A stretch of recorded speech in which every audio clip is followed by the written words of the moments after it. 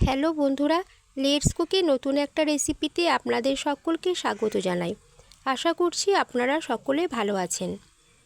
আজ আমি আপনাদের সঙ্গে শেয়ার করব চটজলদি লেমন রাইস রেসিপি, আর সঙ্গে থাকছে রায়তার রেসিপি। রোজ যদি ভাত রুটি খেতে একঘেয়েমি লাগে, তাহলে অবশ্যই আপনারা এই রেসিপিটি একবার ট্রাই করে দেখতে পারেন। আশা করি আপনাদের ভালো লাগবে। বানাতে কিন্তু খুব বেশি উপকরণ লাগে না, বাড়িতে থাকা সামান্য কিছু উপকরণ দিয়ে বানিয়ে নেওয়া যায়। তাহলে চলুন বন্ধুরা, রেসিপিটি দেখে নেওয়া যাক। আজ আমাদের recipe lemon rice. Lemon rice বানানোর জন্য আমি এখানে 1 কাপ বাসমতি চাল নিয়েছি। চালটাকে জল দিয়ে খুব ভালো করে ধুয়ে পরিষ্কার করে নিতে হবে। এবার চালটাকে জল দিয়ে আধ ঘন্টার মতো ভিজিয়ে রেখে দিতে হবে।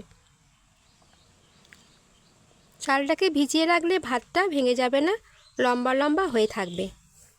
চেষ্টা করবেন চালটাকে জলে ভিজিয়ে রাখার। এখানে আমি 2টি পাতিলেবু নিয়েছি। একটা গ্রেটারের সাহায্যে পাতিলেবুর চেস্ট বের করে নেব।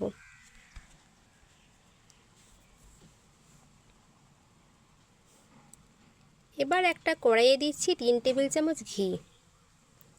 ঘিটা অল্প গরম হয়ে এলে এর মধ্যে দিচ্ছি রসুন কুচি। রসুনটাকে ঘিয়ের সঙ্গে কিছুক্ষণ নাড়াচাড়া করার পর এর মধ্যে দিচ্ছি একটা বড় সাইজের কুচানো পেঁয়াজ। পেঁয়াজটাকে খুব বেশি ভাজার দরকার নেই, মোটামুটি এই কাঁচা পেঁয়াজের গন্ধটা চলে যাওয়া পর্যন্ত এটাকে একটু ভেজে নিতে হবে। এবার এর মধ্যে দিচ্ছি 1 চামচ হলুদ গুঁড়ো, 1 চা চামচ কাশ্মীরি লাল লঙ্কার গুঁড়ো। এবার এটাকে খুব ভালো করে মশলাটার সঙ্গে মিশিয়ে নিতে হবে। এবার এর মধ্যে দিচ্ছি আগে থেকে সিদ্ধ করে রাখা বাসমতি রাইস। রাইসটাকে মশলাটার সঙ্গে খুব ভালো করে মিশিয়ে নিতে হবে। খুব ভালো করে মিশিয়ে নেওয়ার পর এর মধ্যে দিচ্ছি স্বাদমতো লবণ। লবণ দিয়ে খুব ভালো করে মিশিয়ে নেব। দিচ্ছি কুচানো কাঁচা লঙ্কা, আর দিচ্ছি বানিয়ে রাখা লেমন জেস্ট, আর এরই সঙ্গে দিচ্ছি লেবুর রস। সব কিছুকে খুব ভালো করে মিশিয়ে নেব। ভালো করে মেশানোর পর দিচ্ছি 1/2 চা চামচ অরিগ্যানো, ধনেপাতা কুচি। আবারও রাইসটাকে খুব ভালো করে মিশিয়ে নেব। এবার এটাকে লো ফ্লেমে ঢাকনা দিয়ে ঢেকে 4 থেকে 5 মিনিটের মতো কুক করে নিতে হবে। তো তৈরি হয়ে গেল লেমন রাইস। আর এর সঙ্গে রায়তা বানিয়ে দেখাচ্ছি।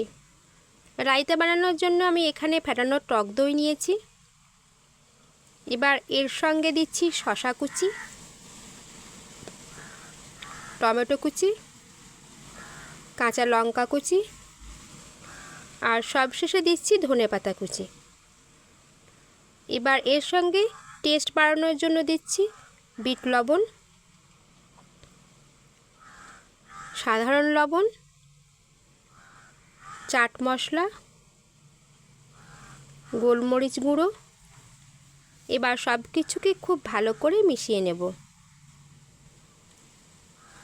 তো তৈরি হয়ে গেল রায়তা। তাহলে দেখলেন তো কত সহজে তৈরি হয়ে গেল লেমন রাইস আর রায়তা। আমার এই রেসিপি ভালো লাগলে আমাকে কমেন্ট করে জানাবেন কেমন হয়েছে। নিত্য নতুন এরকম রেসিপি পেতে চ্যানেলটিকে সাবস্ক্রাইব করে চ্যানেলের পাশেই থাকবেন। ততক্ষণে ভালো থাকবেন, সুস্থ থাকবেন।